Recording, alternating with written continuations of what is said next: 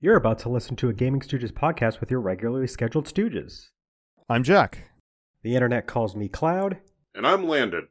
We hope you enjoyed today's discussion, and if you do, please consider subscribing to our YouTube channel, following us on Twitch, or joining our Discord. Let's get on with the show.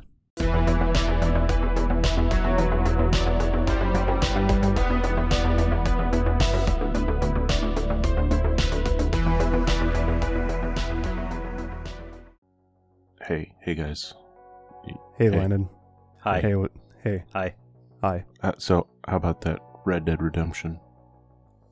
Yeah. That's How about that? Yeah, that was. How about that Red Dead Redemption? How about that Red Dead Redemption? Let's talk about it on That- today's episode, where we're going to talk about re-releases, including ports, remasters, and remakes. First of all, First of off.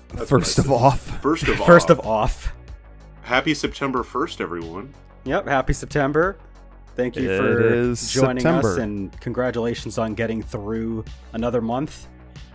If So, you're yeah. if you're in the Twitch, happy August 10th. Happy August 10th, yeah. Yeah. If you're on Twitch right now with us, happy August 10th. So we planned this episode out before this announcement, but we're getting a Red Dead Redemption re-release, and it's $50 and does, like, nothing new. So that's cool. Well, no, it does one thing new. It removes the multiplayer mode. It removes that's- the multiplayer. That's fucking badass. Yeah, Yep. that's so Why badass. would they do that? Yep. They removed a whole piece What? of content and then upcharged you $20 over what the previous release that had everything included had. What is the point? Inflation. That's the point. It's It's and a the best part is that the CEO was like, "Oh, it's market accurate." It's like, what the hell's that even mean? That's not even true. Okay, to be fair, But yeah, people will eat it up because they are because it's dumb. going on the Switch and it's portable, and it's like, but it shouldn't be $50. Well, it's also going to Yeah. PlayStation, specifically 4. PlayStation 4. You can play it on Which- your PS5, whatever. I was gonna say You couldn't do that before.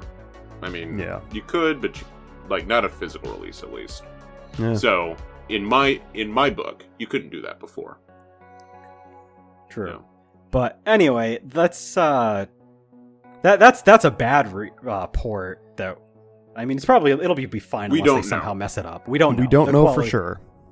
Hopefully it's good. We'll get but I back mean, to you on it, and by that, Yeah. none of us will play it, and you won't No. hear about it again from us ever. We won't. I was gonna say we won't mention it ever again. I'm gonna start. Okay, I'm gonna just start a tangent Okay. by mentioning something that is both a re-release that I like, and is also is something that I want to be re-released again. Do you remember on the PS? Well, of course you remember on the PS3 when they did ports of the Ratchet trilogy, the Jack trilogy, and the Sly trilogy. Yes. We did And- allude to those during our 7th gen discussion. Actually, Yeah. How See, the those were PS3 was just popping off. good because it was like you get 3 classic PS2 games in one package, and they were like, I think $30 or something like that. They were cheap, if I remember right. And I want them again. Port them again, please. Like, you don't even have to change anything. Put them on Switch. I would like I know you to that'll never port that happen, game but- again. Yes. Yes, hello. You sounded why more. not? I couldn't tell whether you were trying to be like. I know you're trying to sound like Mr. Krabs, but you almost sound like Dr. Eggman at the same time. They're the just same imagine- character. Just Yeah. imagine Dr. Eggman asking for a remaster. Well, there's something he should ask for. What's Sonic that? Advance trilogy. Yeah, exactly. Not Sonic not the Sonic Adventure games. Obviously, Yeah. the Sonic Advance trilogy does need to be something. Unironically, yes. Give us this. So let's actually just talk about it. So there was a we might as well start with this major topic then. There was a recent report that 87% of games released before 2010 have not been re-released in any way, shape, or form.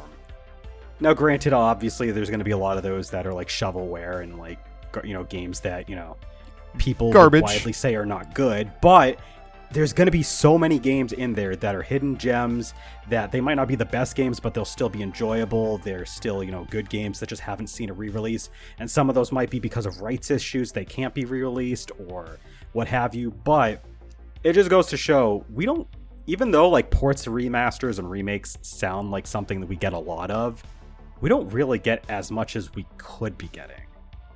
Yeah. I mean, I do. God, give me a Sonic Advance trilogy on Switch, and give us a physical. Like, don't even change anything about the games themselves. Maybe put in like a save state function. Right. But like, aside from that, just do that, please. And I mean, it's Sega. Sega is the type that they've done not only physical releases of like everything, but also they give you extra like little goodies to buy it physically anyway. See, that's why I want it so bad, because I know that it's possible. Exactly. Like it isn't. It's feasible. Yeah, it's not outside the realm of possibilities. But as far as like hidden gems that have not gotten a re-release, God, there are so many fucking good Wii games that are just locked to the Wii, and it's a damn shame. And I don't know. Would you say that Zack and Wiki is one? Yes, but no.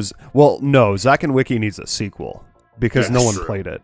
No one heard of it. That's a whole separate podcast. Yeah, we save that for the Zack and Wiki podcast. Yeah, it's getting its own podcast now. We're doing a whole spin-off podcast of the Gaming Stooges podcast called the Gaming Stooges Zack and Wiki podcast. Yeah, where we talk about Zack, and then we talk about Wiki, and then we talk about Zack and Wiki, and then we talk about the sequel.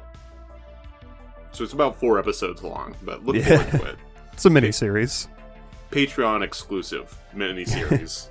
Yes. Al said that feel when the next Like a Dragon game is going to be released digital only. Damn. That's another topic we'll have to tackle one day, is the fact that there's just not as much games getting physical releases. But then, at the same time, I feel like there's tons and tons and tons of games also getting physical releases, like small indie games that no one knows about. Yep. So they just have to be done through like third parties and just don't get like retail releases, or at least in a lot of cases they don't. No, I see them all the time at work. Oh, do you? Yeah, I see so many. All right.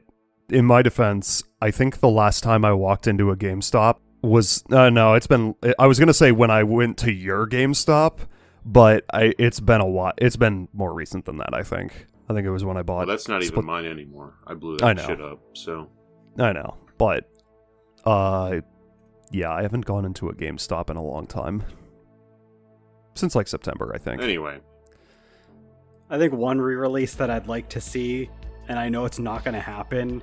I said this before we started streaming, was the is Xenosaga trilogy, but like I don't know what's stopping them, because I know that Bandai Namco could negotiate something with Monolith Soft, but at the same time they probably just don't want to because they think it won't sell, which it's a shame, because I think it would. It might not sell like tremendously, but like I think after the whole Xenoblade Chronicles 3 DLC, it would definitely sell a lot better, because they even did some like tie-in to Xenogears and the Xenosaga with that.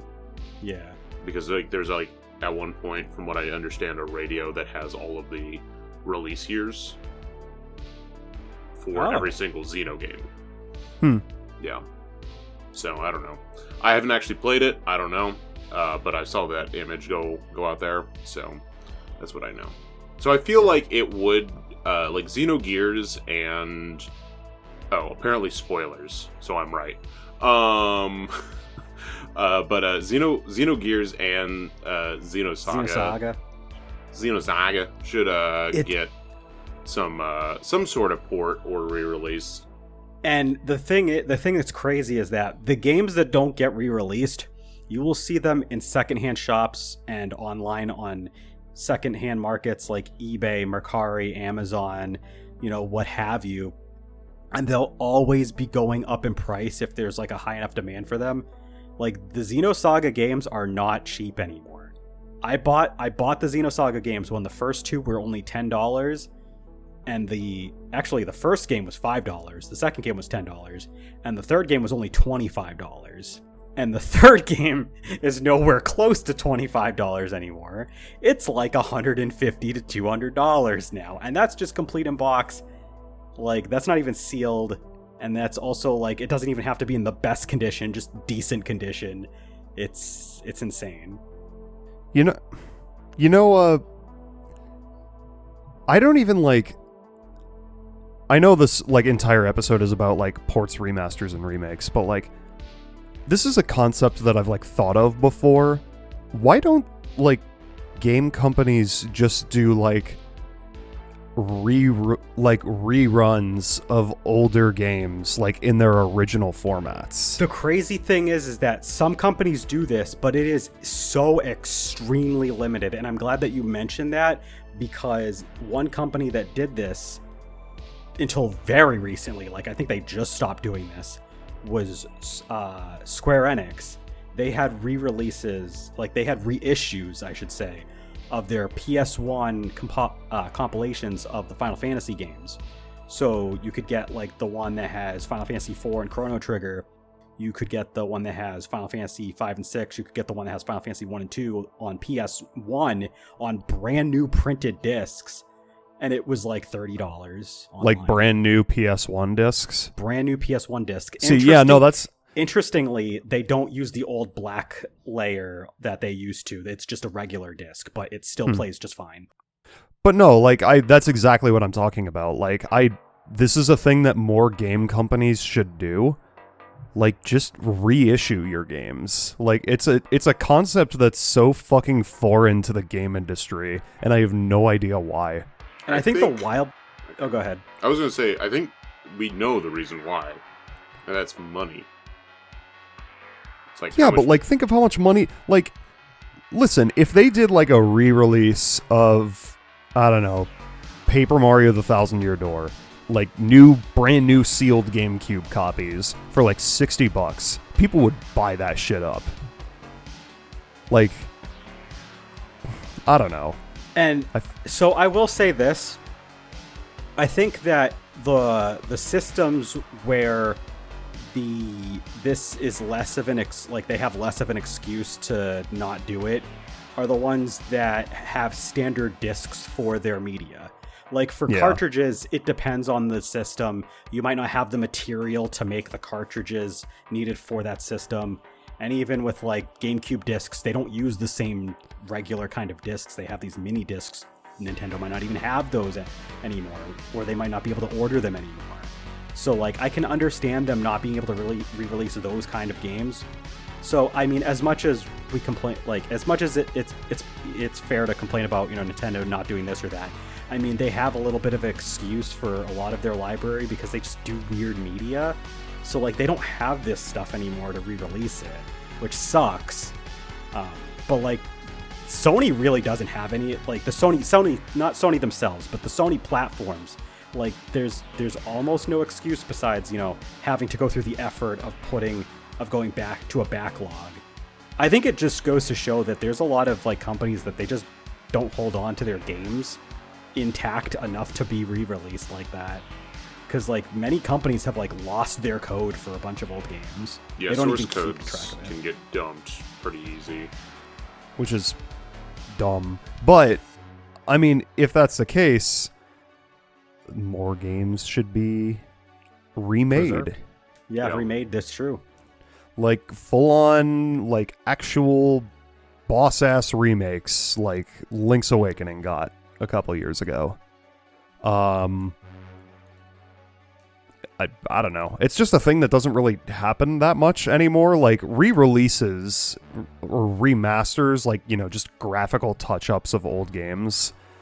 Sure. But, like, that happens all the time. But, like... I was gonna say, we don't actually really get just regular ports anymore. Just, like, ports used to be, like, a very popular thing back in the day, but, like, just straight porting a game, unless it's, like, from console to PC... Like, they don't really do that much anymore. You know what company did a lot of fucking ports back in the day? Sega. Yeah. Like, especially with the Sonic Adventure games. God, those were hoard out to every console in existence up to a certain point, but like they didn't really do anything with those games. Those were just straight up ports. Yeah. Like that brings up a good point, is that there is like a weird line between a re-release, just a port, a remaster, and a remake, and we should probably just kind of see how we feel about like what is what.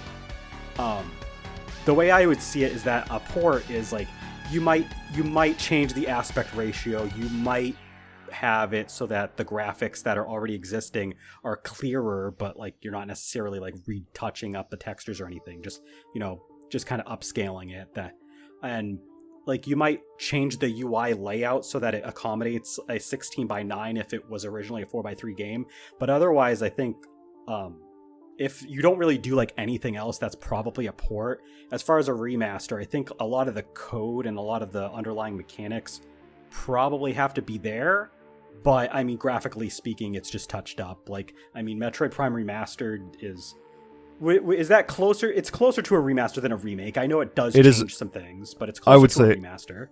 I would say it's a remaster. It's right. It's the original game exactly. for Switch, basically. Exactly. Yeah. So like a remaster keeps everything intact, just kind of freshens it up. Yeah, it's not a retelling. It's not like what they did for like Shadow of the Colossus for the PS4, where it was like a full on, like straight, like from the source code all the way up, like basically completely different game, but just with the skin of the original Shadow of the Colossus. Yeah. And then you have like remakes, which are, stuff like Link's Awakening, like you said, like it's, it is structurally, fundamentally the game, but everything around it's changed. The graphics are different. It controls slightly different because of the different engine. It's got, just all of that going for it.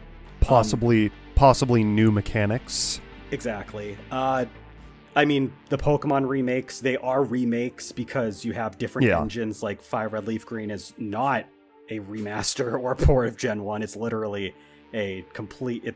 They do the Ruby Sapphire engine and then just rebuilt the game from there. So that's a remake.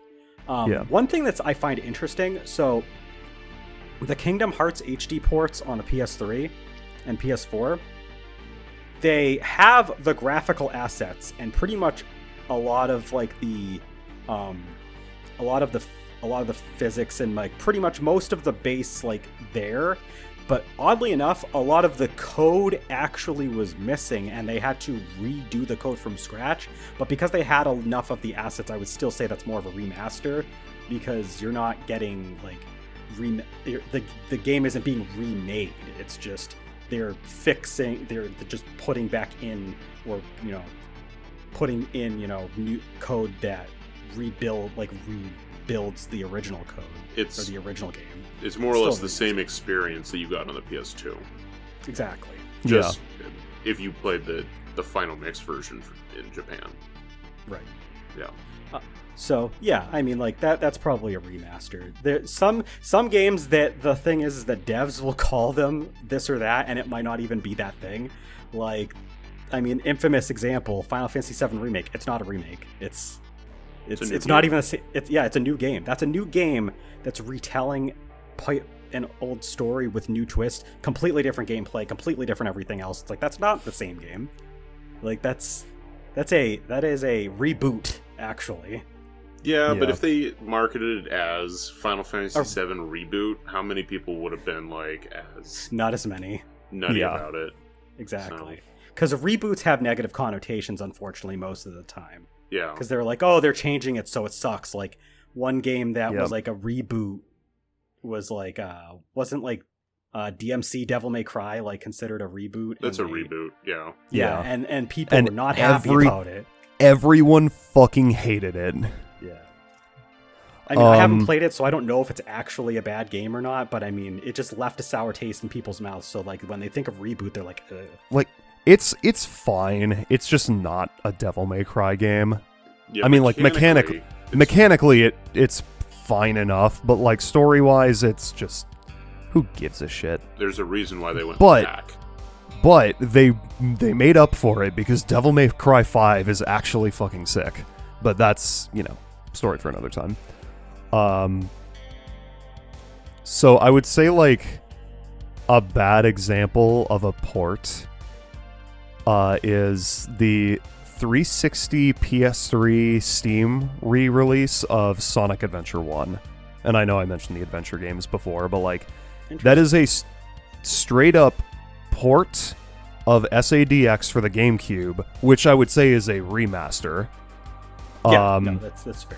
But the 360 PS3 Steam release of SA1 is the exact same game as SADX on the GameCube, except they removed widescreen for some reason. You are locked to a 4:3 aspect ratio with fat blue bars on the side of your screen, which is fucking stupid. It's the only reason why my version of choice of SA1 is the Steam version is because the better SADX mod exists, but like it's just a super lazy port, and I think at the time it had like a 50 something on Metacritic. Like people weren't happy with it. And what's interesting is that, like, unlike TV shows and, like cartoons, especially animation, like cartoons, anime, stuff like that, like older media, it's actually usually better to keep it in 4:3 because a lot of the time when they do 16:9, they actually just have to take parts of the screen away. But like when you do a game that's switching from 4:3 to 16:9, that's not an issue. You pan the camera out. Like, you have more to see, not less. Well, so, like, it depends on the original development, because it does. We play through, for the channel, Legend of Heroes Trails of not Cold Steel, Trails in the Sky second chapter on the PC release. And the original game, even though the US PC release is based off of the PS3 release, it's based off of the original PSP game. And the screen size, the dimensions, like, ever so slightly different. It's different, and so you got those weird textures where things just cut off, or like stuff was like not on the sides. So just panning the camera out doesn't always mean that it's going to look clean. Yeah, I will say that was an uncommon occurrence, not like in the game, but like the fact that that happened to the game is like something that I'm not used to seeing in games. So it was really weird when we were doing that, and like that was coming up. I just remembered a specific example of exactly that. Do you guys remember the Redux LP of Sonic Adventure 2 when Rouge just slides off screen as soon as she gets past the 4:3 aspect ratio? I will say that like cutscenes should probably just stay in 4:3, but that also means that like some people, they don't like switching between like the 2 aspect ratios between like cutscenes and gameplay. So I mean, that's it's kind of distracting, honestly. Some games can make it dynamic. I don't really, where like modern games where they're able to like cutscene mode and like they'll black bar it or something. Yeah, like Uncharted's pretty good about it. Yeah, I mean, like I don't dislike that, but I'm not wild about it. I kind of prefer just like a clean transition from gameplay to cutscene without the screen shrinkage. Sure. Like, yeah, it's more cinematic, but like, I mean, I don't mind it that much at the end of the day. I just, if I had the choice of having it or not having it, I would say not having it, but yeah. Now, I see what you mean, though. Another question I want to ask is there like a preference that you guys have between like just straight up ports, remasters, or full-on remakes when it comes to games, or is it really just like a case-by-case basis, like whether you prefer one or the other? It's a case-by-case basis, I would say. Yeah, it has to I mean, be. like, I would say for the longest time, the best version of Resident Evil 4 was the Wii version, which was a port that they added motion controls to. But I haven't played any version of Resident Evil 4 outside of the Wii and GameCube versions, so I can't say for sure, like, if later remasters of the game were better. And I'm not talking about the remake that just came out either. They were, which I still need to play. They were all based off of I believe the PS2 version, just touched up graphically. Mm-hmm. For the most part, for like any of the, well, I don't know about the Zeebo version of Resident Evil 4, but a lot of the other versions are just like the PS2 version, and then just moved over to Xbox, and PlayStation 3, 360, 4, 1. Yeah. It's on everything. Yeah, it really is. But like, I don't know, the PC version of the game is probably the best, ? Just because you have mouse camera movement, but nah. Only if I can set up candles and use a Wiimote. Then it's the best version. Oh yeah, that's right. Didn't you like do that before? Oh, I didn't, but that's a thing you can do. Yeah. Because the infrared. It is very much, I would say, a case by case. Because there are some games like anything from like PS3 era, so like Gen 7 for the most part, like 360 PS3 games could just be like plopped onto new systems. Sort of what they're doing with Red Dead Redemption, because there hasn't been a whole lot of difference. But then you take stuff like, so you don't really necessarily need touch-ups, unless it was like one of the early games, like say Uncharted 1. When they brought that over with the Nathan Drake collection, they did touch that one up, and it helped out quite a bit. Oh yeah. Yeah.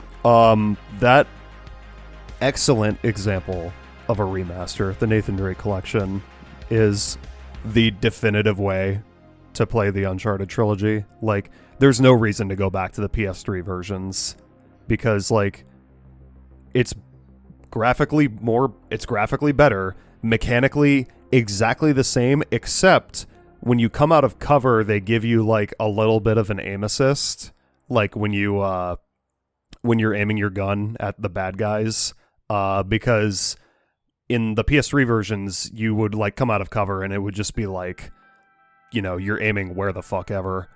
But yeah. No, that's a good point. Like it is a really just a case by case basis. Like there's some games that I don't think should be remade because I don't have faith in them making the remake like live up to the original game. Like my main case in point is Chrono Trigger. Like I would be super cautious about them trying to like straight up remake it, because I don't know how they'd be able to retain the same quality and translate that into like a new engine or something. But like when they ported it and they kind of, I guess they sort of remastered it a little bit when they like moved it to the DS. Like that was a really good re-release of the game, because it didn't suffer from the issues the PS1 had, and the features that the DS had just made the game that much cleaner and better to play. Yeah. I think Square could do a 2D HD version.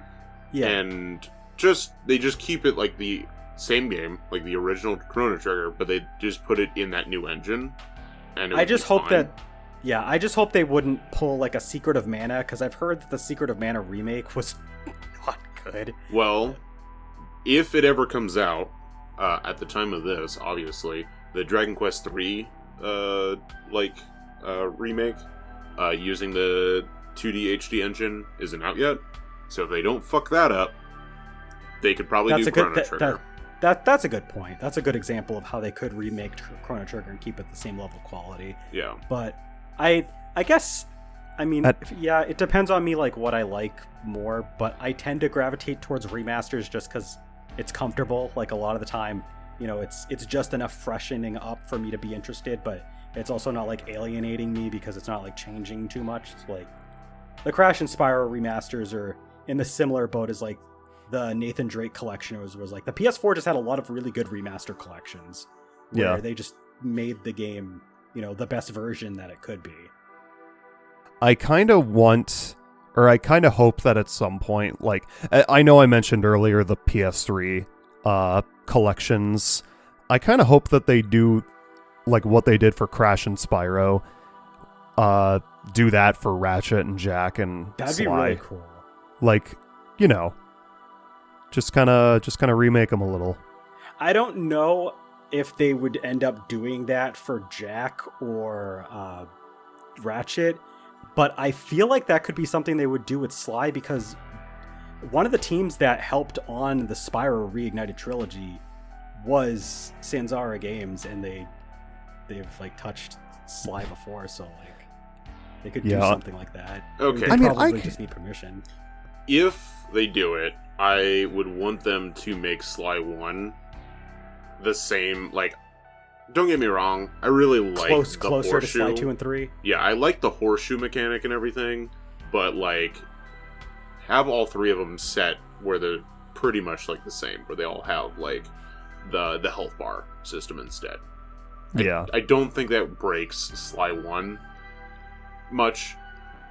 It's an easy enough game. I mean, I guess it would make the boss fights slightly easier, because you can take like maybe 2 more hits. They can also make the bosses do more damage in that, so it's still 3 hits or something. But like, I feel like that would fix that. So basically, do what they did for Uncharted, where they just fix like one thing and like improve it. Just kind of make it more consistent with the rest of the series. Yeah. I'm not sure that they would be able to do that with Ratchet, because like the first game is so like that the enemy attack patterns, their aggressiveness, like it's all balanced around having less health. So that would probably have to stay the same. But that's the thing, though. I forgot that they remade the first Ratchet. Oh. In 2016? They did do a remake, but did they change? Like, I didn't actually play it. Did they change the health system, or did they retain it the way that? I did not play it. Yeah, I'm I gonna couldn't have to tell play you. it just to see, because like if they did change that up, then they could translate to the second and third games. I'm surprised they haven't. I did play, or well, no, I didn't play. I do own the game. I have not played it. I remember seeing the movie. We know what Jack's next stream title is. I would honestly be fucking down That'd be pretty cool to do Ratchet and Clank. Just as like a quick question, what's like one of your favorite remakes or remasters that you can just name off the top of your head? Wind Waker HD. Wind Waker HD. My gut was Pokemon Heart Gold and Soul Silver. I mean, that too. Yeah, that too. But Wind Waker HD is a fucking good one. I would say that's more a remaster than a Wait, was the question about remakes or remasters? Both. I mean, that's same. definitely a remaster. Yeah, but for remaster, Wind Waker HD. Oh no, it's a perfect remaster. Yeah, I mean the only thing now is none of the Miiverse bottle shit works, but yeah. What are you gonna do? Put it on the Switch. Put it on please. the Switch and bring back Miiverse. Those are the 2 things they have to do. True. Yeah, Bring back. Literally change the Switch home menu to the Miiverse home menu. Oh. So many people are still asking for Twilight Princess HD and Wind Waker HD. It's so surprising they haven't done it yet. Like, they did it for Skyward Sword HD, and then they just kind of like pieced out. Like, Okay, bye. I mean, I get it. They're probably from Nintendo's they're trying to space point. the game. Yeah, they're trying to space the releases though.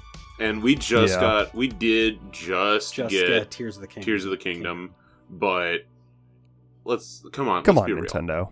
Let's be real. I was gonna say, I mean, considering that they're going probably one more year with the Switch, it would not surprise me if they re-released one or both of those next year as like the swan song for Zelda on Switch, and then like had, the successor start up like another game or something. Can I say one of my favorite remasters? Yes. You may. Or not actually, would they be remasters or remakes? I don't know. I was gonna be like kind of a smart ass and say the Ace Attorney trilogy on the DS, but I never played the Game Boy Advance versions because they were Japan only. I mean, they're basically just ports because they just kind of add a second screen support.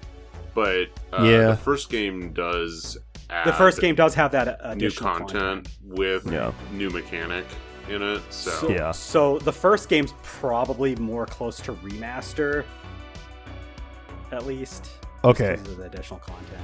But I will say, the most recent version of the Ace Attorney trilogy yeah, is pretty good.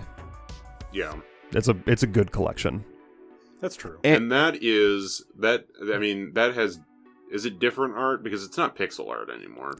It's basically like, I assume, hand drawn, like traced over the pixel art. Yeah. But It's HD-fied pixel art yeah. without it being 2D HD. Did you have any answers, Cloud, for favorite remasters? So, I mean, I've mentioned Spyro Reignited Trilogy is like probably like my ultimate one. Like, it's just, it basically, like you mentioned with the Nathan Drake collection, like it touches everything up. It fixes a few small things, and it's basically just the best version to play. Like, just the simple fact that the first game, because the first Spyro game, people may not remember this. The control with the analog is a little weird because it was released barely around the release of the DualShock 1, and it was not required. So, like, the second and third games, the controls are a little bit better with, like, the 360-degree movement, but because of the re-release and on the PS4 and other systems, like, you have not only do you have full camera movement, which you didn't have in the originals because of that stick, but your fine-tuned 360-degree movement was also just cleaner and smoother because it actually incorporates the stick by default. So when games do that, because there's a lot of games that could definitely benefit from that from the early 3D era, like, those are some good re-releases just because it just feels better to play them. And that's like something I don't think gets talked about like quite a lot, but there are quite a bit of like instances of games that they get like full-on remasters from like the N64 or the PS1, and it's like they feel better to play just because they've been updated with just that little thing about the controls. Let's say How about least favorite ports and remakes? Ports and remakes or ports, remakes, remasters, anything. Just the worst. Okay, because I think I know objectively what the worst one is. Of what you've played? Just anything. Just like objectively. Enlighten What would us. that be? Yeah. Sonic Genesis. Oh, yeah, of course. On GBA, yeah, Yeah. that was god awful. That I don't think there's any argument for that being the worst port of all time. Pretty much. No, I think so. I only want to go off like my own personal experience. I think the worst like port re-release, anything like that, is probably the PS2 release for Ratchet and Clank Size Matters, and it's because it was a PSP game, and it was a very quick and dirty port to the PS2. It looks weird. It feels weird to play because they didn't properly adapt the fact that it was a one-stick game on a two-stick controller, and it's just like I remember playing it, and I was I've never like, played. Yeah. I've never played that game, but it sounds like a bad time. Like, it's not a terrible game, but as far as ports go, it's a bad port for sure. Yeah. Like, ports should generally keep the game fully intact and still play well. And if somehow you feel worse to play than the original system you were on, then there's probably an issue there. Also, this is one I have not personally played, but the PS3 port of Silent Hill 2 that has way less fog I've heard than the original. That's another thing. That was something that the Nintendo 64 Online was getting hammered for at first, because for a while they somehow botched the porting of like Zelda Ocarina of Time and like all these other games to the service, and like the fog was gone, and it was just they had to like do a bunch of patches to fix it. And it's like it's not the same as the N64, but it's better than how the NSO launched them. They did fix it because like before I streamed Majora's Mask, I was deciding which version I wanted to play because I still had it downloaded on the Wii U. And I compared the two and how they controlled, and it was pretty much identical. Okay, yeah. No, I remember them fixing it, that sort of issue, because it was a big deal. Yeah. So, it was a bad one, but it was a fixable bad one. True. That seems to be an issue, though, that a lot of developers are having when they're like re-releasing games, is like effects like fog and other particle effects from like the previous hardware. Like they have to try to replicate it somehow sometimes, and it just for some reason it doesn't work. Just doesn't have the same feel. Like that was also an issue that came up with GTA the Trilogy, which came out and was like one of the most like just loathed re-releases of a game I've seen in recent memory. Yep. Well, when your source code is the mobile version of the games, yeah, it doesn't help at all. You're gonna run into issues regardless. Right. Did you have any answers, Landon? I could not think of anything. So I will make something up.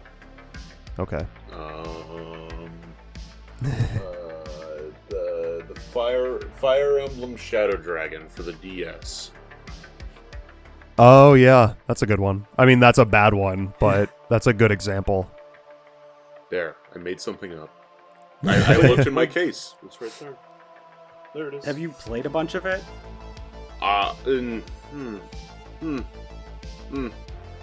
Like, what does it do that's like worse than just playing the original? Is it just because of like how basic it is without like updating stuff, or is there like? Yeah, it's pretty basic.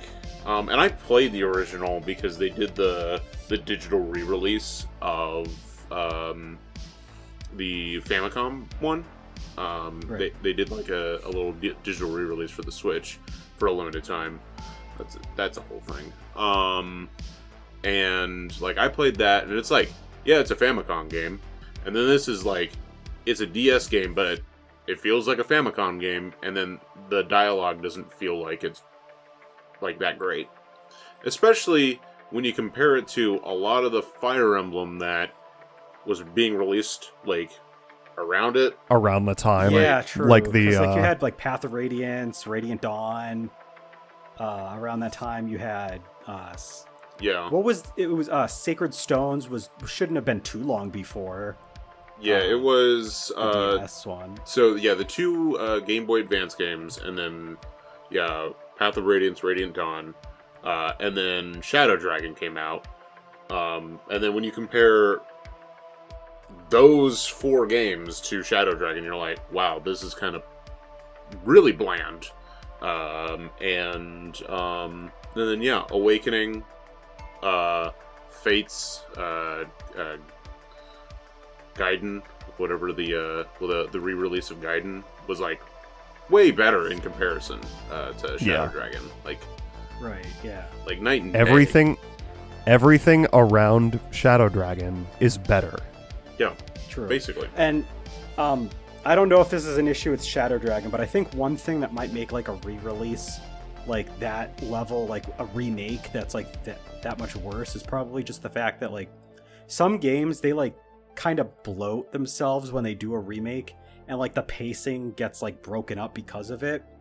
So like you have like the one game, and like you can like speed through it because it's, you know, made to be able to, you know, just have a nice brisk pace through all the menus and through just, you know, reading text, like in the case of RPGs, stuff like that. And then the pace gets broken up because there's like pauses and like stuff that wasn't there before when they re-released the game. So everything just feels more sluggish. Like I know that a few, like some stuff, like some games have had that sort of thing happen.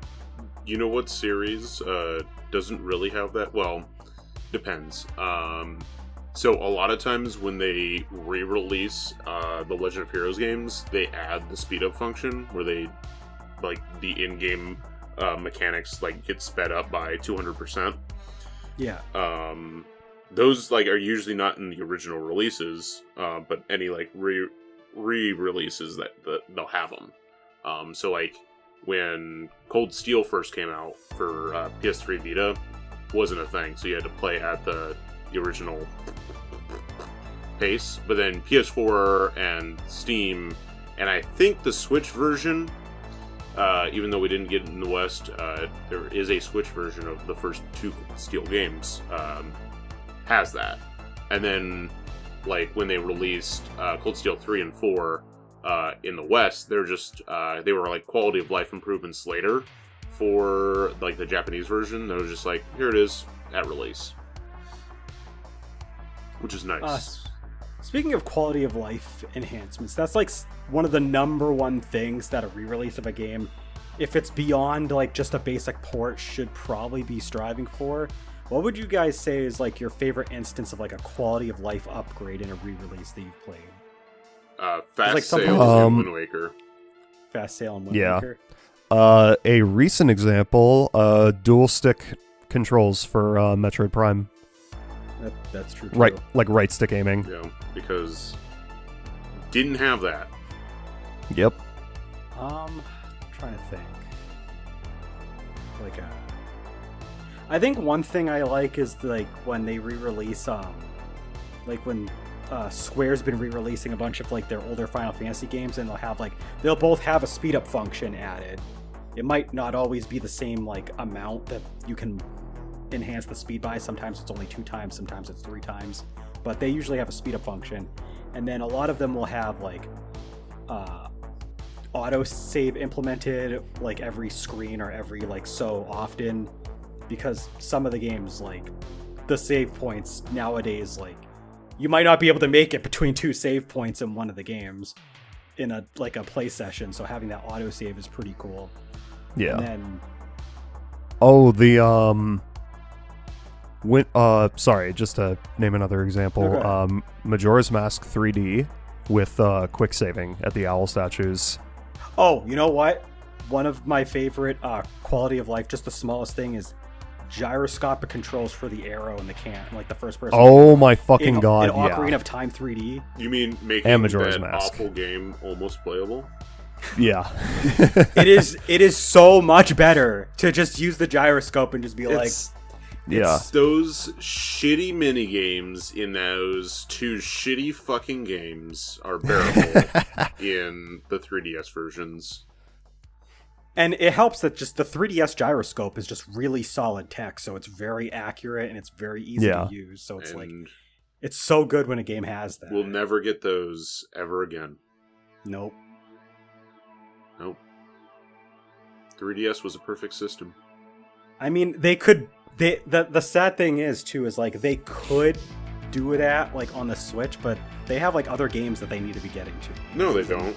All they have to do is just take the 3DS game and just squish the cartridge into a Switch cartridge. And then but Landon, hear me out. They could do Wind Waker first. What they could do is they could do all 4 of them at the same time. At the same time. That'd be insane. They don't need to be working on this fucking Super Mario RPG bullshit. Just be working on 4 Zelda games at the same time. Releasing them all separately for $50 a piece. You know Perfect. what? Perfect world. Yep. And actually, let's throw in a 5th one. I want Triforce. I want Triforce Heroes. Item! So I can go totem! Item! God. Talk about a game that needs to be brought off of its original system. Just in general? No, that's a game that needs okay. to Are there any games where like there's a remake, but even though it's like in essence it substantially improves upon the original game because it so drastically changes the game as a whole? Like it's not like a reboot, like it's still the same game, it's just because they mechanically changed it a bunch that it's more of like a slide horizontally, so it's like one's not really better than the other in your opinion, you like them both for different reasons. Because I think a good example would be Final Fantasy III. There's a lot of pros and cons to, honestly, I mean, this could go for several different Final Fantasies, but specifically 3, there's like the Pixel remaster, and then there's also the 3DS and PSP and Steam 3D version. These are it's Final Fantasy 3, but mechanically they're very different games because of the restructuring of, like, you know, having like the 3D version, you can only have 3 enemies on screen at a time, so that rebalanced all the stats. So like, you are still going through the same game, but number-wise, it's so different that like you could really pick one or the other, and it's like different, a little bit different.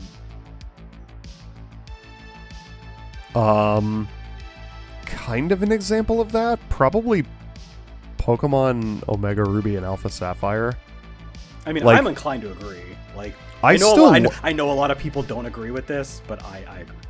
I still like those games a lot. I mean, they're remakes of my favorite Pokemon games. So like, and they have like all of the updated mechanics from the previous 3 generations. Right. But, you know, something's just like, it's just not the same. So for me, like with, I know this is like the smallest thing, but the reason why I prefer the originals, and it's not even just the content that's in Emerald that's not put in Omega Ruby Alpha Sapphire. The pacing of the original games is just better because in the remakes, they tend to stop you and they have, like, you know, characters explain extra stuff that they didn't explain before. And most importantly, the screens, like, if you move between routes, move between areas, the screens have to load, so it's not like a smooth movement around the region like you have for the originals. And it breaks the pacing and like the immersion up for me a little bit. Because, like, I don't know if you remember, like, if you go between, like, Petalburg and, like, Route 102, I think, or it's, like, Route 102 and, like, Oldale, like, there's a screen fade to load the next area. yeah, Even though it's all outside. And I know that's because it's so the 3DS can handle the game properly. yeah. But I just like it better in Ruby Sapphire where I can literally just run and it's just seamless. Seamless world for life. And, like, that's part of, like, the thing about Hoenn is, like, it's supposed to be such a beautiful natural region, and it kind of takes away from that when you have a game that's like it has to fade out in order to load the next area.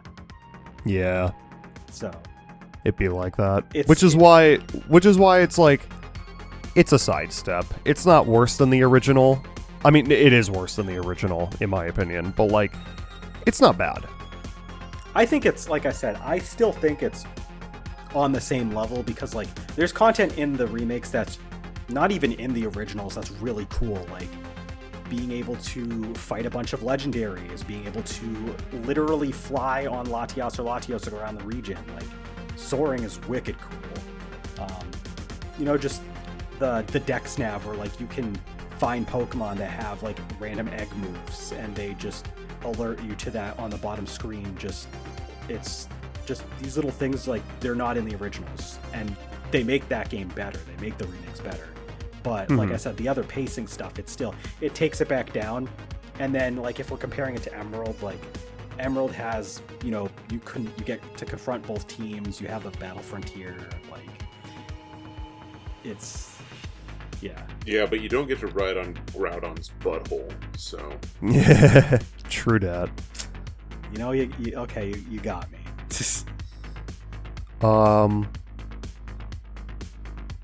Boy.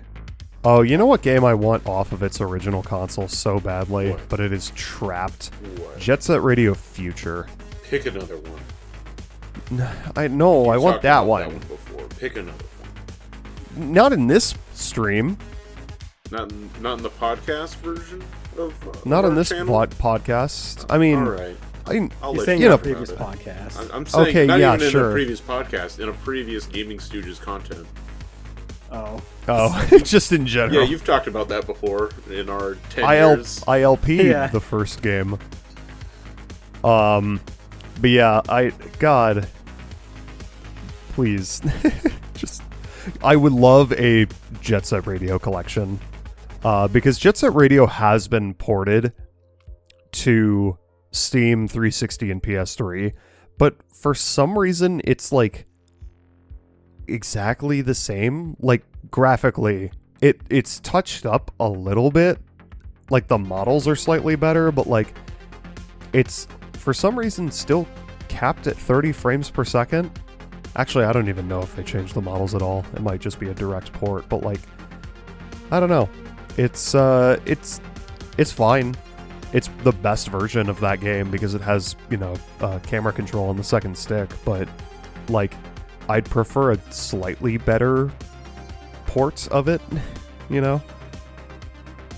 And just give me Jet Set Radio Future on fucking anything. Like, it's been only on the original Xbox since its release. You can have Fix it, that. but it's on the Zebo.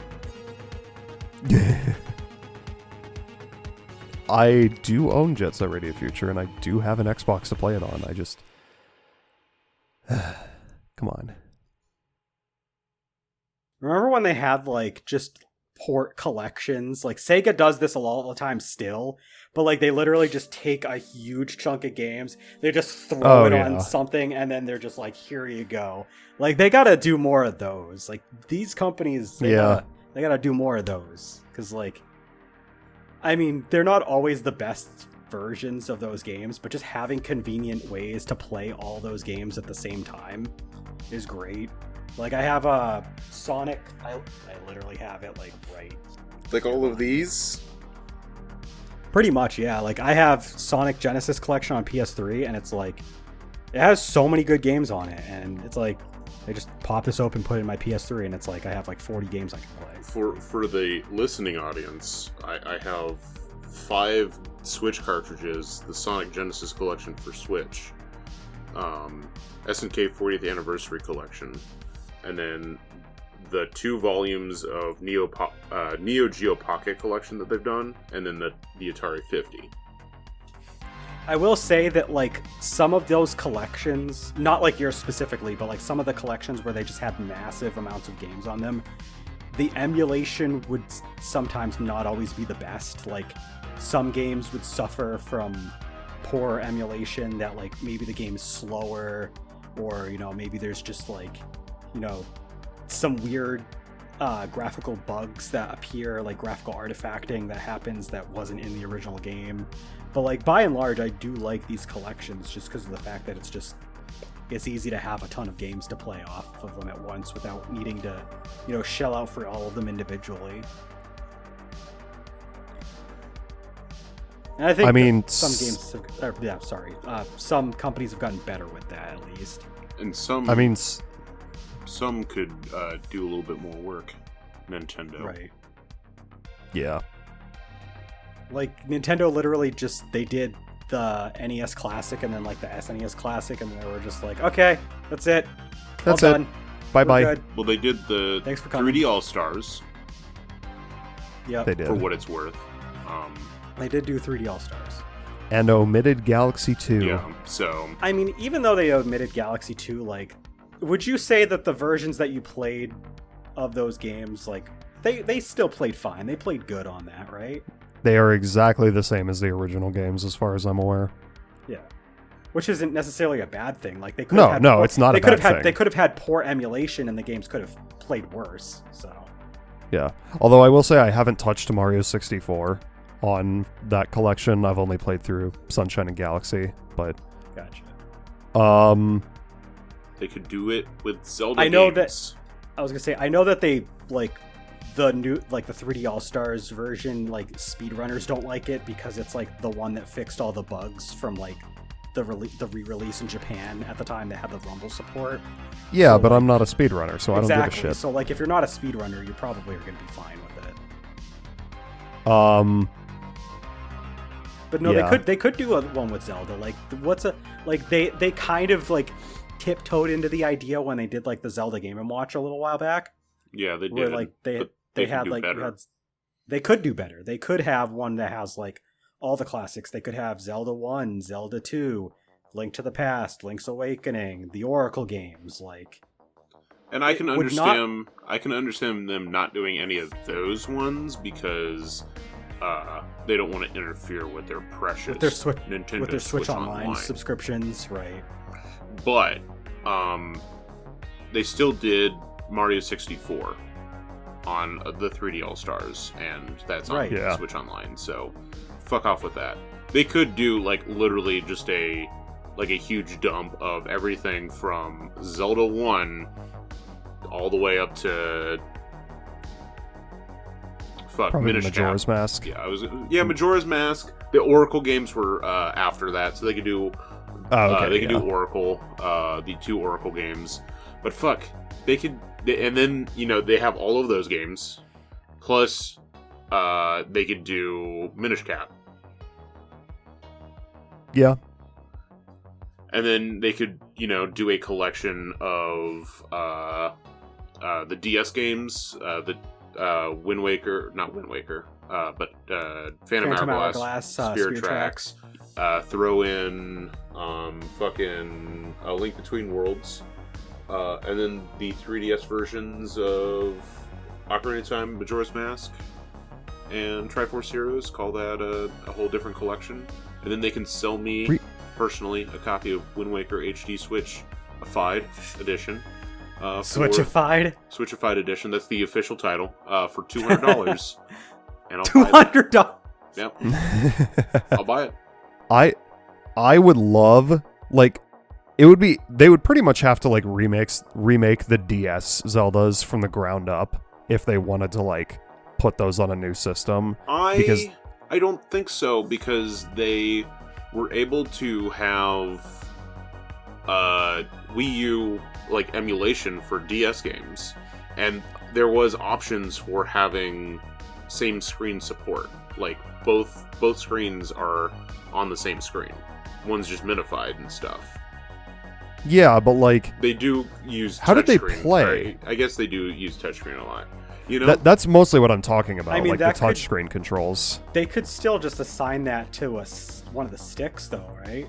I mean, it'd be But, like- weird. It'd be different, but like, or they could mandate, because I mean, they do this with certain games, and it does kind of suck for people that have like a Switch Lite. But they could make it so that like, just like Pokemon Let's Go Eevee and Pikachu, like it's better to like play it on the TV and have like the pointer with your Joy-Con. They could make so, it like, pointer required. Yeah, you could do that. That'd be. It'd be weird, but It would be that would be weird. I don't know. Honestly. Nintendo. I'm not sure if I would want that, because like the entire game is controlled with the touchscreen. Like you don't like move around with the fucking D-pad. You fucking drag Link and tell him where to go. Okay, so then they just do a straight up, I guess, remake of both games. Yeah. And No. they just make it to where it supports a D-pad or analog stick. Now, remake Phantom Hourglass with like proper controls, and don't force the player to start from the beginning of the Temple of the Ocean King every time you have to go back. Let them continue from where they last left off, and then you have a great Zelda game. Just have a quick, I feel like that would warp just be at the something they beginning. have to do. Yeah, they just have to have a quick warp at the beginning, like Yeah. a floor select, and then you're fine. I mean, that's what they did. That's what they did in Spirit Tracks. Like, they fixed the problem when they have the temple that you return to over and over Yeah. again. Like, you can start up again from where you last left off. But like in Phantom Hourglass, for some fucking reason, they force you to start from the beginning of the Temple of the Ocean King every single time, and you have to go further every time than the last. God, I like that game, but I fucking hate the Temple of the Ocean King. It's a minor issue. Yeah. I mean, yeah, we could just talk about Zelda re-releases. Here's the thing. Nintendo has such a catalog, they could stop making new video games and just every new system. Here's all the games that we released before. Yeah. And, Just put it over again. yeah, and then we're gonna make a new system, and it's just the same thing again. No disrespect to the Switch, because the Switch does have its own library of great games, but that is something that they've done quite a lot of on the Switch, is they've re-released games that were on the Wii U because Yeah. people didn't have access to a Wii U most people didn't get a Wii U. So they were like, hey, just throw that up on the Switch. Just throw it up there. Just throw it up there. And like everybody bought it. Like people bought those re-releases. Like they sold well. Speaking of we mentioned objectively the worst port of all time. I don't know if I would say objectively, but like Mario Kart 8 Deluxe has to be like up there in the best ports ever made category. Oh yeah. Just because like it's a nothing but a direct upgrade from the original game with way more content now. Yeah, because like first the visuals were upscaled a little bit so it looks even better than it did before. Not by a lot, but like a little bit. And then most importantly, it had all the DLC and then also fixed the battle mode by giving us an actual battle mode. So like, yeah, and that's all you had to do. Like that, it fixed the game. I think the only thing you could argue is that you have to, you don't have to unlock like all the racers again. Yeah, that's true. But yeah, that's interesting. Like, how do you feel about re-releases in a game that had a lot of unlockables that they just give you all the stuff at the start? It's weird because I spent so much time on Mario Kart 8 that I didn't care. Yeah. Because I'd done it already. But at the same time, it's like, if someone's playing this fresh, and all they're doing is unlocking... Because do you even have to unlock kart parts? Outside of, like... Okay. It's the only major thing you have left to unlock is actually kart parts. So then I mean, the courses themselves, too. Yeah, so it's like, wow. Alright. I remember when I had to grind like a bajillion coins to unlock stuff in Mario Kart 8, but okay. Gold Glider, baby. Yep. But I mean, overall, I guess it depends. Because there's some games like where the base where I just don't even give a shit about unlocking all the characters. So I don't know. Landon still hasn't unlocked all of the characters in Super Smash Bros. Ultimate. That's true. And I never will. He has Villager and Daisy, and that's all that matters. I have a couple more, but yeah. That's a whole other podcast topic we could get into in and of itself. Honestly. Landon's thoughts on the Smash Brothers series. Not even your guys' thoughts, just mine. No, just like the concept of like unlockables in games. Like, oh yeah, that'd be cool. A whole other topic entirely. But yeah, no, I'm trying to think like what is the best example for like a game that I've played that like just kind of gave you a bunch of shit at the start for the re-release. I think Mario Kart 8 is like it's like the prime example. Yeah. I don't know, like when it comes to like re-releases, just the concept of them, like I understand that in order to pull people in that already bought it and like trying to get them to double dip, like giving them the content to start with is just like, oh, you know, you already did this before, so you don't have to do it again. But like you said, if you're starting fresh and if this is the first time you've played it, it can be a bit of a letdown because it's like a lot of people like I know that nowadays like it's not quite the same, like because of the games that people play, they expect to usually have a lot of stuff already unlocked from the start, and then a lot of the stuff that they unlock is mostly just cosmetic and like, you know, not mechanically unique stuff. But there are still a lot of people out there that they appreciate games that, you know, you have to unlock stuff to progress because it gives you like a goal system, like an accomplished system, a set of accomplishments to actually like go for, to actually complete the game. Which, you know, if a port like, you know, removes some of that, I can see like some people not being too happy about it. Well, I am trying to think of like more games that do that.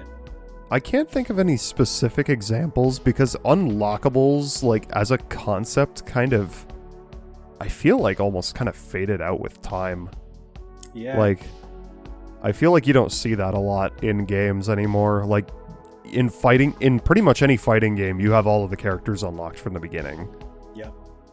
Whereas back in the day, you had to unlock new characters. That is the thing. Like in fighting games, like they'll re-release the game, like, and they'll have like pretty much all that stuff unlocked from the start.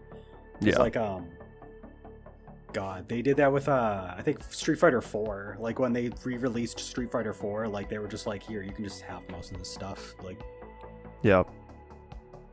Which, I mean, is not bad for people that, have already done it, but I remember I didn't play, like, as much as I liked the game, there wasn't a whole lot to unlock in the 3D release of Street Fighter 4 on 3DS.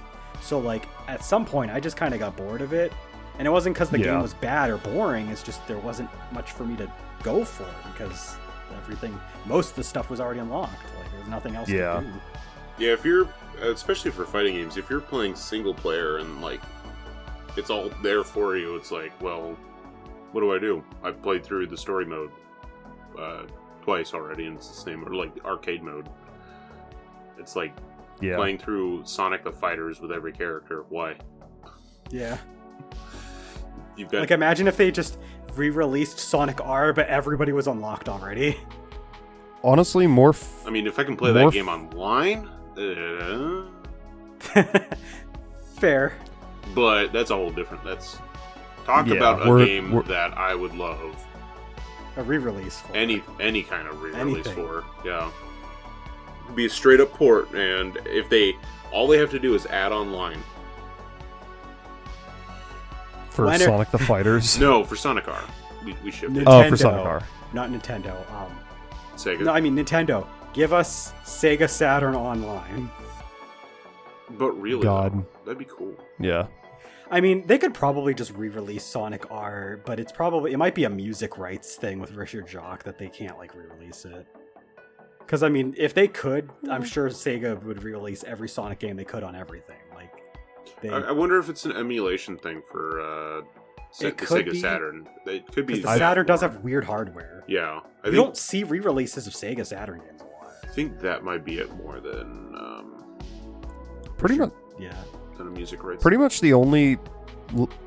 I mean, like, Sonic R has had, like, a couple of ports. Like, it's on the Gems collection and shit. But, like, the only major Saturn game I can think of that gets any amount of, like, re-releases is Knights, which got a remaster which actually was a remaster, unlike the Jet Set Radio ports. Like, full graphical upscaling of the Saturn game, but it was mechanically the same. And also the best version of that game, easily. I lost my train of thought. Well, what were we talking about? Well, I guess Cloud can talk Sega about Saturn. Cloud can talk about Patreon instead. Yes, we do have to do this every episode. We have a Patreon. Our lowest tier is $3 a month. If you support our channel and our content through the Patreon, then you'll get access to polls. So you can vote in all of our, polls that we post on there. We decide what game are we going to play next. So we kind of give you guys the ability to help tell us what we're going to do next with the content. What do you want to see? By, donating $3, you can do that. $6 tier, every month we have some exclusive content that you can't get anywhere else. It's only up on Patreon. You just subscribe to $6 tier. And then $10 tier, if you want a special shout out in every one of these podcast episodes, we will say your name if you do the $10 donation. As long as you have that donation tier, we will keep shouting you out in episodes. We did it that one time that someone subscribed for $10. There was one podcast episode. We did shout them out. It wasn't even in a podcast episode. It was in the Patreon video, I'm pretty sure. It was. Our first Patreon video. It was, because that was the only video that we were recording between when they subscribed and then when they stopped subscribing at $10. So... But we still shouted them out. We'll do it on the Patreon exclusives. We'll do it on the podcast episodes. You name it. I want to talk about... you go ahead. No, I was going to say, we might have some more tiers in the future, but that is more for, like, when we hopefully build up more of a following. So, I mean, share it with your friends, too, by the way. Please. Like, we have some interesting topics, I'm sure, that a friend of a friend of a friend might just want to have on the background and listen to us. Anyway, I just have more Marionberry tonight. Same as nice. which feels like a month ago, if you were, well, 2 weeks ago. But it was last week for me. So, no, I did want to say, I am very excited for one of our ideas of an upcoming Patreon exclusive. Which is? A secret. Is it a secret? Is it? I don't know. It depends on which one you're talking about.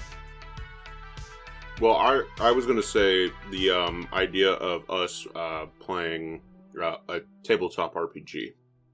Right. Which I don't know how much of a secret that is.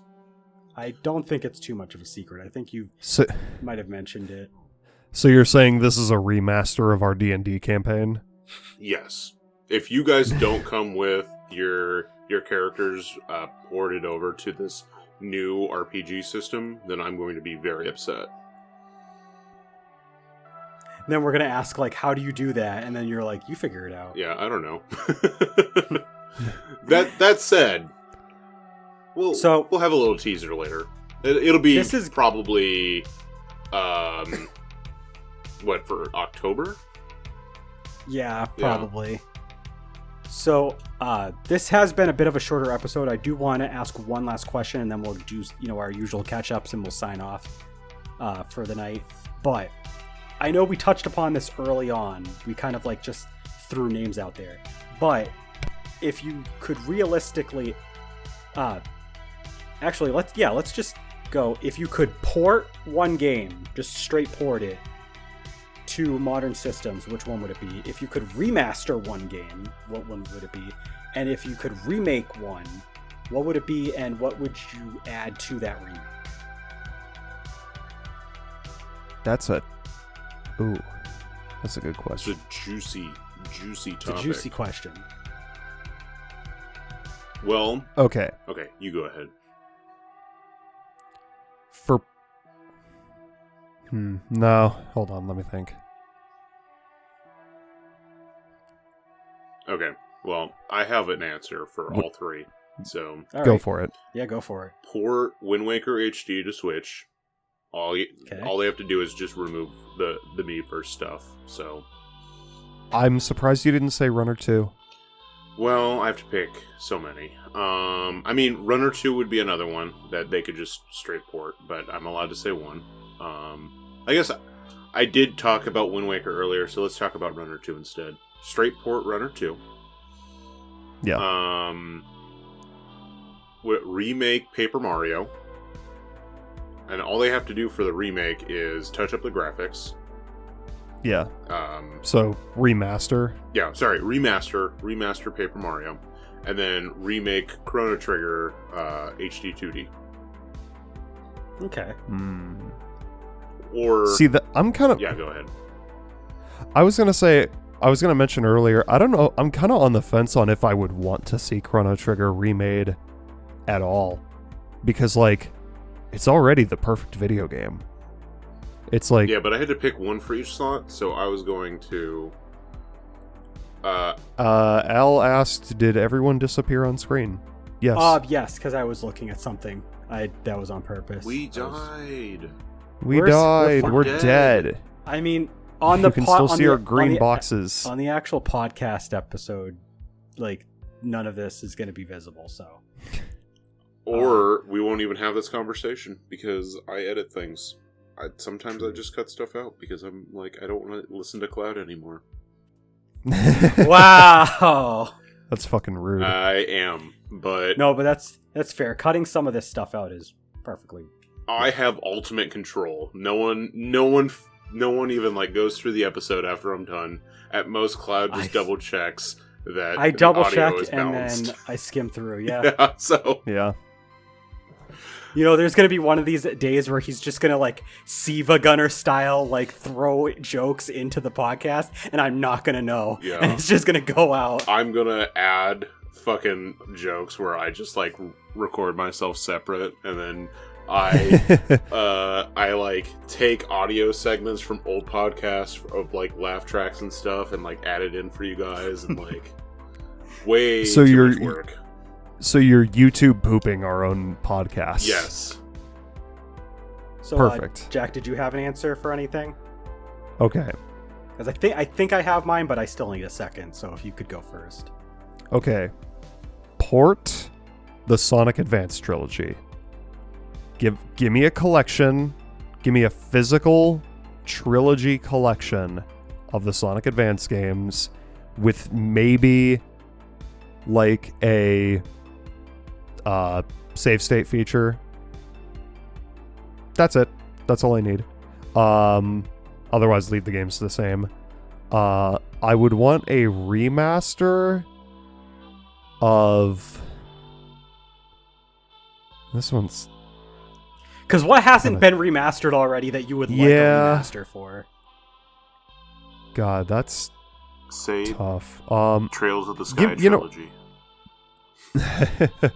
Fuck it, Trails in the Sky. Yeah, good answer, Steve. Yeah, good answer, Steve. Shit, I'm kind of blanking, honestly. Okay, here we go. Remaster. Yeah, I mean, this will never happen. Because throw it out there anyway. Hail Mary it. Come on, full send. Give me. It doesn't even have to be a separate game. Just give me the courses or parks as DLC. Give me Tony Hawk's Pro Skater 3+4. Please. Like, they already did 1+2, and I know 3+4 is never going to happen because it's Activision, and they fucking suck ass. But I want it so bad. Yeah, even if they just, like... The thing that sucks about Activision is, like, they put everybody all hands on deck for Call of Duty, so, like, unless Microsoft, after they fully acquire them, is like, okay, you guys can go make whatever games you want, and then the people that made the remaster are like, okay, we want to do Tony Hawk 3+4, it's not gonna happen. Yeah, I actually didn't fucking Vicarious Visions, like, die recently? Good question. As a company? Yeah, they went under in 2022. Awesome. That's right. I forgot about that. They're just gone. So they would have to have somebody else do it. Oh wait, no, they aren't technically dead, but they merged into Blizzard. Even worse. Ew. So that's probably worse. A fate that is worse a fate, than death. A fate truly worse than death. Becoming one with Blizzard, Activision, Blizzard. So yeah. Ugh. So yeah, port the Advanced trilogy, remake Tony Hawk 3 and 4, Remaster? Remaster, sorry. And I want a remake of Minish Cap. Ooh. Okay. Ooh, spice.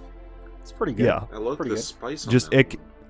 like a similar, it doesn't have to be the same art style as Link's Awakening on the Switch, but like something similar to that would probably be fine. I feel like you could easily, because like it's like the Toon Link art style for Minish Cap, so like I feel like you could pretty easily remake that into like a small cute 3D models similar to like Spirit Tracks or Phantom Hourglass and Spirit Tracks, but like super upscaled. But like, yeah, that'd be cool. So mine are probably like the most like Hail Mary, never gonna happen kind of shit ever. But so for a port is man, I just want them to port the Xenosaga trilogy. Like, I know it's like very unlikely. Like you said, you did give evidence that it might be, much more likely now, but I still find it so heavily unlikely. But like, I literally don't care if they don't change anything about the games. I mean, yeah, the second game is kind of but like, I wouldn't care if they changed nothing about the games. Just put all three of them out in a collection, just re-released it. I would not care. I would scoop that up immediately. Just put it on the Switch, put it on like PS4, PS5, like just do it. A remaster. It'd be really nice to have a remaster of the Ape Escape trilogy. I know this is never going to happen because Sony doesn't acknowledge any of their series that came out before the PS3, except for Ratchet & Clank. But god damn it, I just want a remaster of the Ape Escape games. The closest we got was there was the PSP port, or the PSP remaster of Ape Escape 1, but that also is like a sidestep because you have less buttons and stuff to interact, so like they had to like, you know, scale that back a little bit. So like it's there, neither one is like the better version. And then a remake. Lexine's Quest, a certain generic RPG. Yeah, when's the remake for that, Landon? I don't know. Let me ask the company I'm selling the rights to. Oh goodness. I'll make a pretty hay penny. For a remake, actually, I'm like kind of blanking on like a full-fledged remake. Say the Legend of Heroes Trails in the Sky. No, those games are too good. You don't need to remake them. They're already perfect as they are. No. You know, actually, I had a thought for a remake, and then like I totally blanked on it. I don't even remember which one it was that I would want to. You know what? This is a Hail Mary, but I would love a remake for, even if it was just the first game, one of the 2 Dark Cloud titles. Never gonna happen. Level 5 is never gonna visit that series again. Never gonna talk to Sony about doing anything like that again.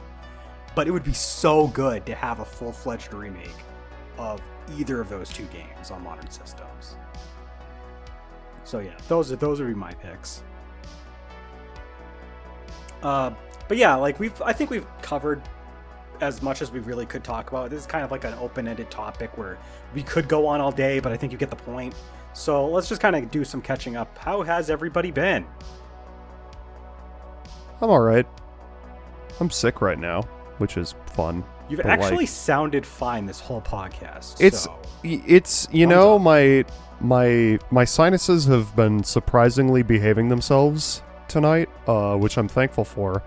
But I'm also trying to fight back my cough as much as possible. It's not that bad. Don't worry about it. Otherwise, I went to a local in quotes, but I had to drive like an hour out of town, but for a local metal festival, which was fun. A lot of like smaller death metal bands. It rained outside most of the day, which sucked, but still fun. Otherwise, my girlfriend and I are very close to finishing Breaking Bad, Nice. and she's very invested, which I'm happy about. Otherwise, not too much, just working. All right. I've been actually up to a few new things.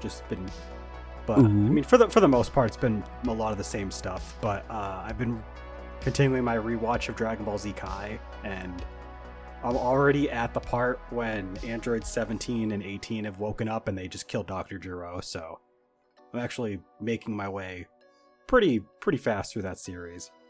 Nice. My girlfriend and I went and saw the Barbie movie last week. That movie, I've heard it's good. That movie is pretty fun. Like, I will admit there's a couple parts that like kind of feel like they're like overdone, and like it's just like it's a little extra, but like at the same time it's a really fun movie. Like they have a lot of good jokes, a lot of good humor. The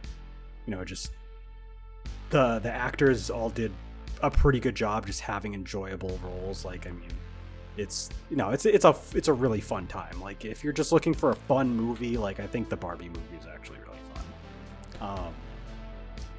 And then I mean, I think that's pretty much all I've really been up to, like, that's new. Like, everything else has been kind of the same. One more thing I forgot. Lately, my friend has been showing me Twin Peaks: The Return, which is very fucking good, and people should watch it in addition to the original series. But yeah, I did watch like that Pokemon Presents, and we got like some new Pokemon revealed. Have you seen the new Pokemon, Jack? I've seen what Raikou looks like now. He's so goofy looking. He is so goofy looking. Did you see that Duraludon from Gen 8's getting an evolution? Yes, I did. It's literally a staple remover that turns into a bridge. Like, it's so It's- over-designed, but I love it. It's pretty funny. It is. But yeah, no, that's pretty much me. Landon, what about you? You would ask me as I go to drink water, wouldn't you? Yeah, yeah, I would. You would take a drink of water right before it was your turn. Yeah, I would. Ha! Got him. What are we on? Are we on ports now? What are No, we we're just asking how you're doing. Oh, I checked for a pulse earlier and I didn't feel anything, so I don't know how I'm doing. Oh, God. Oh, goodness. That's concerning. Yeah. I don't know. It's been a lot of work, but we went and saw Oppenheimer, which is really good. I've heard. It needs just a 5-minute intermission, like somewhere in the middle, because it is a 3-hour movie that is just it's nonstop, and like It reminds me of like The Wolf of Wall Street. Like they just kept going. yeah, but it doesn't feel like they waste any like of the time. Like all 3 hours like feel like it's like used well. Yeah, like it's not like something that's like, you know, big actiony sequence, like it's establishing everything, like it doesn't like waste your Well, it doesn't waste your time. it's a biopic, so there's not a whole lot of like big actiony sequences outside of when, you know, they do the Trinity test for the atomic bomb. Spoiler alert for real life events. Spoiler alert for real life. But they don't like hang on moments for too long. No. Well, and if they do, like it serves a purpose. Like everything, I feel like all the cuts in it feel like every scene serves a purpose in that movie. So I would highly recommend it. Just if you can spare 3 hours of your life, try it out. I do want to see both movies, but I just haven't had time to see either of them yet. That's the You issue. gotta go see Barbenheimer. TMNT Barbenheimer. Those are the movies that are out now. Oh God, I do want to see TMNT too. See, I haven't seen TMNT, but I kind of I forgot that that's also out. Those are There's the three actually movies. legitimately good stuff out now. Yeah. I And know. like that's what we were like trying to decide between the three, and we decided on Oppenheimer, and I do not regret it. It was solid.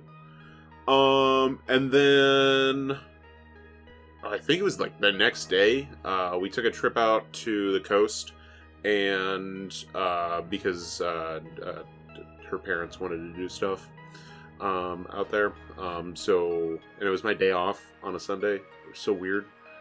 So I got dragged along, in quotes,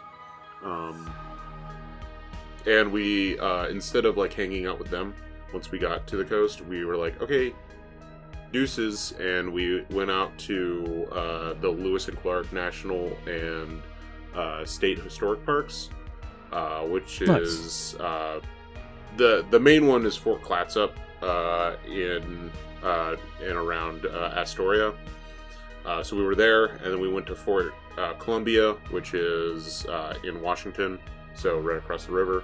But there's like a couple more spots that we didn't hit up, and we'll probably do eventually. And that was fun. We had a good time. Hell yeah. And then I did a lot of work. And then I had to edit a podcast episode. And you did it. I did it. Yeah. And so the only gaming I got done this week was I finished Attack of the Sands because I was on that road trip out to the coast. And I got to play some Pikmin 3 today. Or not Pikmin 3, Pikmin 4. Pikmin 4? 4. Yeah. 4. Yeah, I don't know why we're doing this, but it doesn't... We're all putting up 4 fingers. Yeah. Pikmin 4. Doesn't matter. Oh, that was close. Good job. Yeah, well, fingers are or thumbs are I fingers. think so. Yeah, Pikmin is really good. So yeah, there's that. Oh, one last thing. We've watched a little bit more of The Bear. I think we finished episode 4 for season 2. Really good. And then I started reading 3 and 9, which is one of the in-universe books for The Legend of Heroes. It is featured in Cold Steel 4 as like the collectible series for that game. But the characters that are featured in that are in Trails into Reverie. So, and NIS like released like a version of all of the chapters on their website.